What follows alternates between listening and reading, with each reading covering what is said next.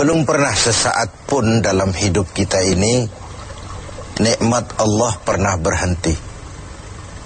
Sejak kita bangun tidur sampai kita tidur kembali, bahkan tidur itu sendiri seluruhnya merupakan nikmat dari Allah. Terhadap nikmat yang sedemikian banyak itu, yang jikalau kita akan mencoba menghitungnya, sungguh kita tidak akan pernah sanggup menghitungnya. Allah cuma minta satu: syukuri nikmat itu. La in syakartum la azidannakum wa la in kafartum inna azabi lasyadid. Kalau kamu bersyukur, aku tambah nikmatku kepadamu.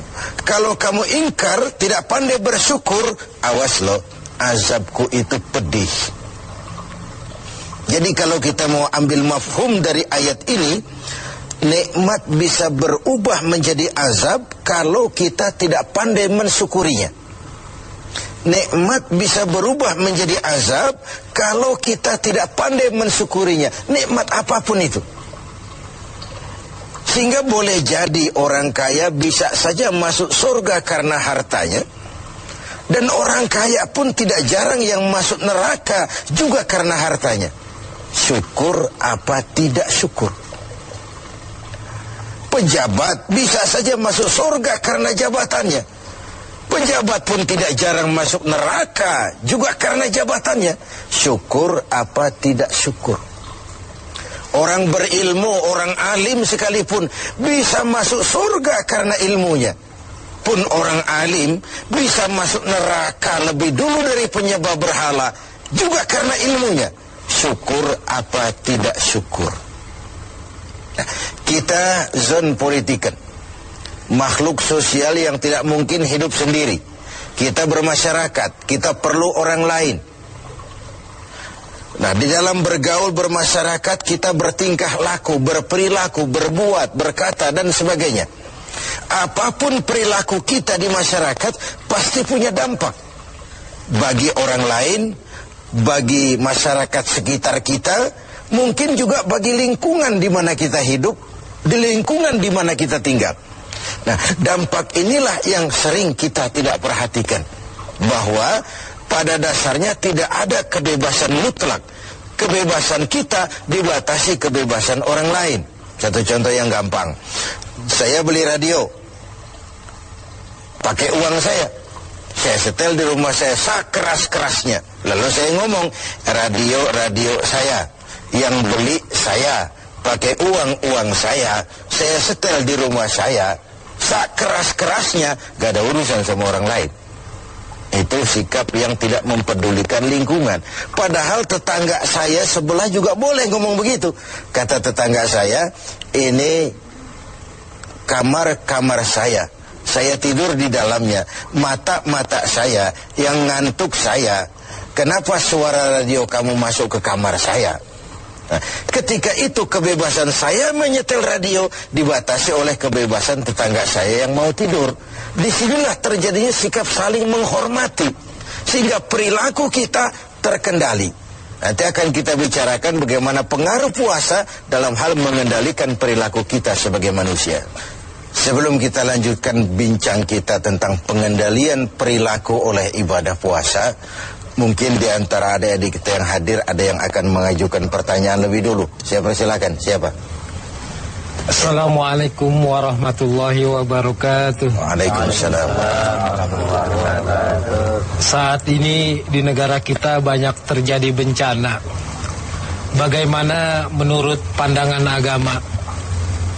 Ya, sesuatu yang aktual, tetapi mungkin nanti dari pembicaraan ini akan runtun mengarah kepada jawaban atas pertanyaan tadi, karena saya lihat ada sinkron ya, ada kesinambungan. Begini, tadi di awal pembicaraan kita membicarakan ayat, kalau kamu bersyukur aku tambah nikmatku kepadamu. Kalau kamu ingkar, awas azabku itu pedih. Nah, kita bangsa Indonesia ini oleh Allah dikaruniai sebuah negara yang istilah Al-Quran itu baldatun thayyibah, sebuah negeri yang begini subur. Buminya, di atas perut bumi kita segala pohon hidup. Di bawah perut bumi kita ada gas, ada minyak, ada batu bara. Laut kita yang merupakan 2/3 negeri ini, pasir lautnya saja bisa dijual menimbun Singapura sana. Ada minyak lepas pantai, ikan kita luar biasa, sehingga negeri-negeri lain sering menangkap ikan di perairan Indonesia. Kemudian hutan kita jutaan hektar. Laut kita kaya, bumi kita kaya, hutan kita kaya. Tetapi rakyat kita masih belum bisa lepas dari kesulitan. Timbul pertanyaan, selama ini kita diberikan hutan yang begitu luas jutaan hektar, apa kerja kita? Nebangin doang, nggak pernah nanemin lagi. Terjadi pengundulan hutan di mana-mana. Yang namanya illegal logging, tidak ngerti juga kita. Penebangan liar itu kok bisa ratusan kubik seperti itu. Akibatnya apa? Tanah longsor, banjir melanda, terjadi pengundulan. Akibat ulah yang kita lakukan sendiri. Mengambil istilah Al-Quran, Zaharul fasadu fil barri wal bahri bima kasabat aydin nas. Bertebaranlah kerusakan di daratan dan di lautan akibat ulah manusia sendiri.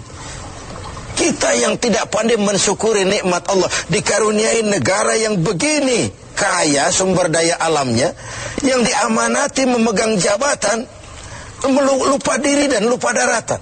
Sementara kita sendiri tidak bisa mengelola negeri ini dengan baik. Yang disuruh ngurus beras, sering nimbun beras. Yang disuruh ngurus laut, sering jadi bajak laut. Yang disuruh ngurus hutan, rame-rame jadi orang hutan. Ada fenomena-fenomena seperti itu. Nah, lalu bagaimana kaitannya dengan musibah, dengan bencana yang belakangan datang menimpa kita? Begini, ayat Quran menjelaskan bahwa peringatan Quran itu wattaqu fitnatan la tusibanna allazina zalamu minkum khassah. Takutlah musibah, takutlah bencana, takutlah fitnah yang kalau dia datang tidak hanya menimpa orang-orang yang zalim di antara kamu. Orang yang baik terkena juga akibatnya. Nah, dengan kata lain, dilihat dari sisi ayat ini, kenapa bencana terjadi? Ini akibat dosa borongan. Borongan itu kalau sudah borongan namanya, yang benar ikut kelibet juga.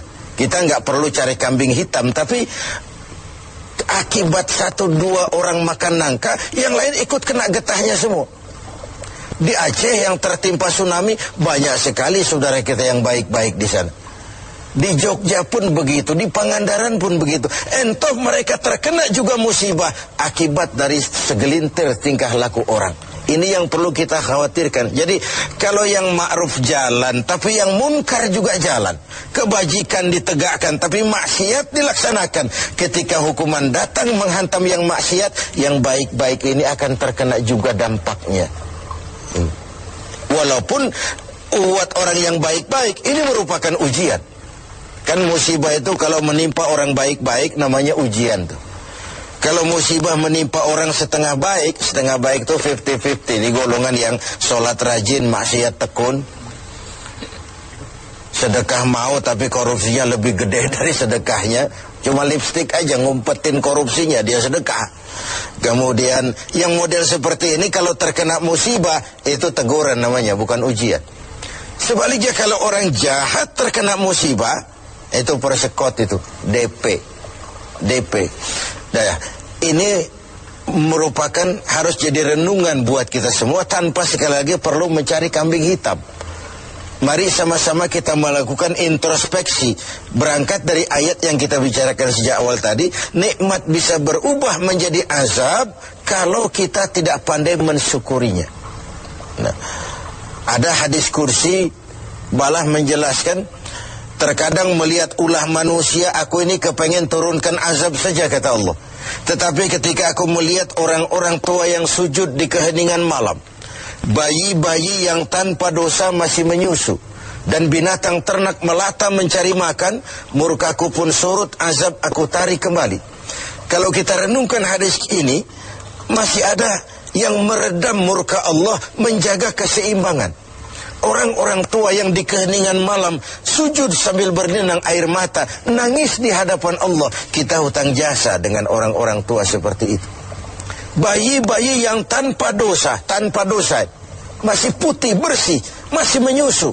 Dan binatang ternak melata mencari makan, itu potret dari lingkungan keseimbangan hidup. Sekarang kan binatang hampir nggak punya tempat.